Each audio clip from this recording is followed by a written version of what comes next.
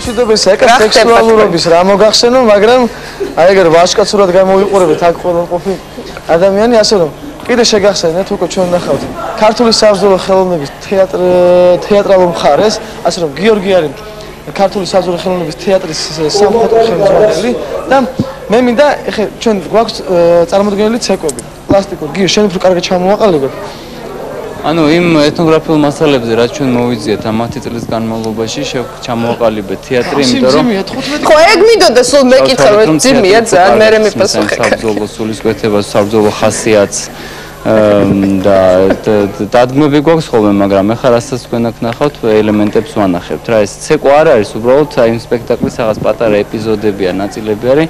ის ელემენტები არის, რომელსაც ჩვენ ამ თეატრალური სანახაობების მოდი რომ გადავიდეთ ცეკვაზე და მე რაღაც კითხვები მაქვს თან შენთან. თუ შეიძლება მუსიკა. სანამ გადახვალ ცეკვაზე, ჩელე, აი სულ მაინტერესებდეს ჯაჭვის პერანგი რამდენად მძიმე იყო და ეხლა შენ შეხავზე 15 კილო მაინც იქნება. არ უთვლი მე ამ ხანჯლებს, მხლებს და ფარს. და ქუდიც მძიმეა ესევე რაც დავზე. ქუდი მომეჭეჭყა თავი მინდა გითხრა. ხო? თუ შეიძლება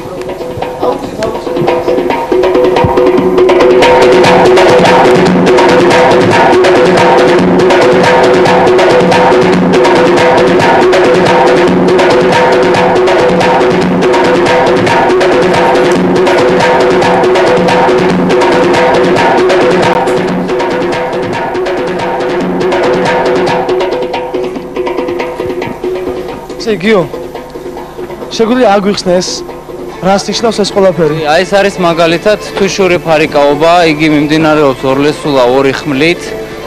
ეს ორი მხრიდან არის გალესილი და ამას ქვია ხმალი არის ორივე მხრიდან გალესილი, ანუ ორივე მხრიდან ჭრის. და ტორღებამ ღერებას რაც შეეხება, ეს იყო მებრძოლის აღზრდის სისტემის ერთ-ერთი ნაწილი, როდესაც მებრძოლები დადგებოდნენ და ასე ხმალს ატრიალებდნენ რა. იგი უნდა მიჩვეოდა ორი ხმლის ისე ტრიალს, რომ არ მოეჭრა საკუთარი თავი და საკუთარი ხელი, თორემ მტრისას შეიძლება ყურიც გააყოლო, ხო გიორგი უცებ რაღაც? კი, რა თქმა უნდა, ხო და ეს ყურები რო არ ყოფილიყო გაყოლებული ამ ფარიკაობას, ამიტომაც აკეთებდნენ აი ამ ტორღებას ზუსტად რა. ეს ტრეშის კეთდებოდა, მაგალითად ფერხულს დაულიდნენ, ერთი შედიოდა შუაზე და ამას ხანჯართაზე თამაშობას უძახდნენ. ნუ მე ფერხულს ანახებენ. ფორმა, რომელიც ბიჭებს აცვია დაახლოებით 200 წლის მაინც იქნება უმეტესობა და მას აქვს ჯვრები. და ამ ჯვრებს რასაც აი ამ ბიჭს აქვს, ამინას რაცაც ცვია, ეს ახლა შეკერილია, მაგრამ ეს მისალმებაა. და აი ეს ძველებური ტალავარებია, გიორგის მაგალითად პირველი აი რო გამოვიდა, გიორგის მაგალითად 200 წლის ტალავარი აქვს, ზურას 300 წლის ტალავარი აქვს. ამასაც თავისი წესები აქვს და გიორგის ტალავარს მაგალითად ქალის მასკი აქვს, რომელიც იყო ავი თვალის ამრიდებელი ავგაროზე. დაახლოებით გიშერი რომ დაიკიდო, ახლა თვალი რო არ გეცეს დაახლოებით ესე. რაღაც დაახლოებით მაგდაგვარი ვარიანტები იყო და თვითონ ტალავარს რაც შეეხება, იგი ენა არის მთელი ეს, რომ ომში ნამყოფი არ არის, ნამყოფი ცოლიანია, უსოლოა. რამდენი კაცი ყავს მოკლული, ეს მთელი ისტორია არის ამ ტალავარზე. მედლების ჩამოკიდება ჯობია, ჯვრები და რაღაცები გამოსახულება. რა თქმა უნდა, პაგონებს ხო ჯობია. აბარა რა თქმა უნდა. ხო. აი ეს არის მაგალითად ხევსურული ფარიკაობა, რომელიც მიმდინარეობს ესეთი პატარა ხმლით და პატარა ფარით და ხმლით. ნუ სხვათა შორის სოფლიოში ძალიან იშვიათია ასეთი პატარა ფარი რა. პატარა ფარია, მაგრამ ხევსურების სხვათა შორის ძალიან ისე დიდი ოსტატობით ხმარობდნენ მას, ჭრაჭრილობას უძახდნენ, როდესაც ორი ერთმანეთში ფარიკაობდნენ. ნუ ეს ისტორიები იციან პრინციპს საქართველოში, მე მარცვლებს რო ჩადებდნენ და რო გაზომავდნენ და აი ეს არის ახლა ხანჯლაობა, ხანჯლაობის ილეთები არის აქ.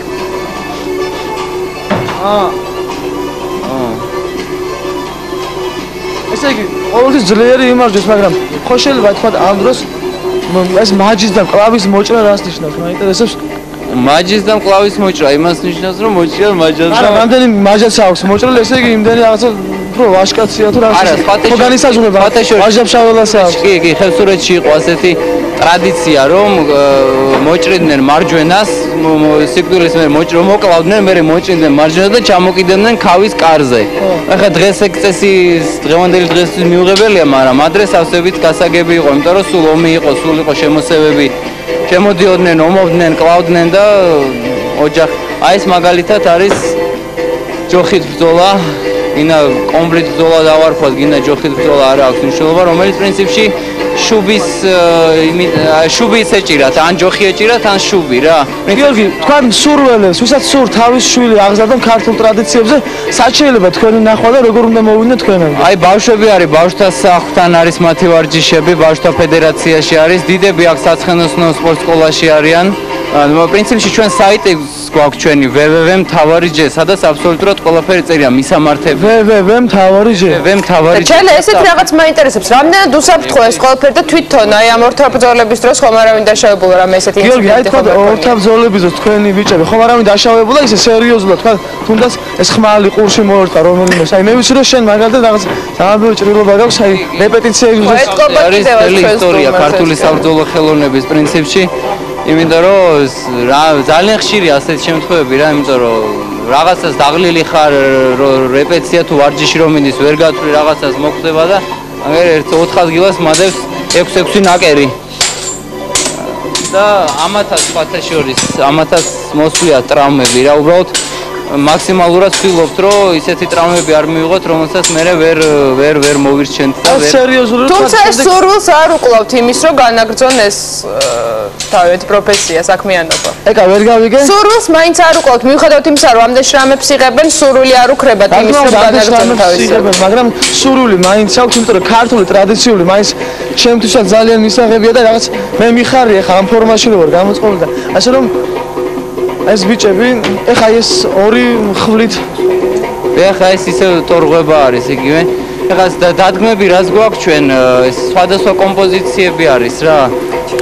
აი მაგალითად შარშან გერმანიაში ლოხტის თანამედროვე ხელოვნებების თეატრში ქონდა ჩვენ სპექტაკლი, 40 წუთიანი სპექტაკლი, სადაც ზუსტად აი ეს ელემენტები იყო გამოყენებული. სხვა სიუჟეტი გათამაშდა, ეგ პრინციპი ბიჭის ცხოვრება, რომელიც გამოდის, იპოვის ხმალს და დანარჩენი ყველაფერი რაც ხდება, არის მისი მოგონებები. დავუშვათ სოფელში როგორ ვარჯიშობდნენ. ასე რომ გიორგი ახლა მე მაინც თავს საფინალო მომენტზე გადავალ, ესე იგი მასწავლებელი გვანახებს, მოსწავლეებს და მაყურებელს თუ რა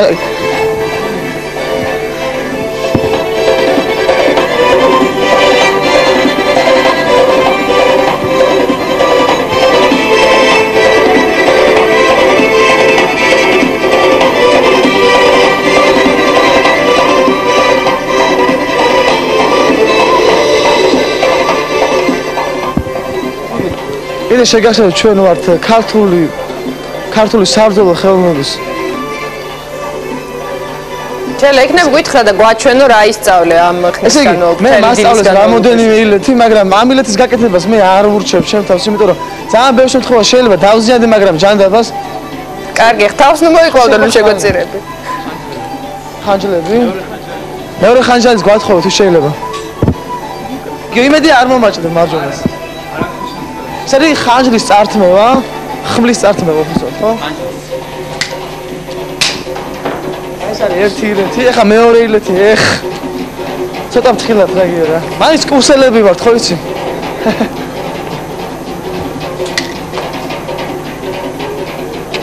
მე მგონი ჯობდა პირიქით წართმევა შენ გესწავლა და პირიქით გაკეთებინ ამას. თუ შეიძლება მუსიკა შაუწე, ესე იგი მე თან არ მესმის, თან შეკრული ვარ.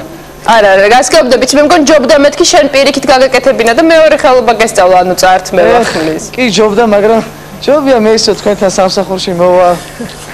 კი ბატონო. წყდარად და მშვიდად. ჩვენ გემშვიდობებით, კეთილი სურვილებით, მე ხა ამბავს გავიხდეთ, ორი ძალიან ცუდად. და იმედია კარგად იქნება. გადარჩები კარგად მანდედან. ცოტა ხანში კი უკვე საინფორმაციო გამოშვება გავლდებათ.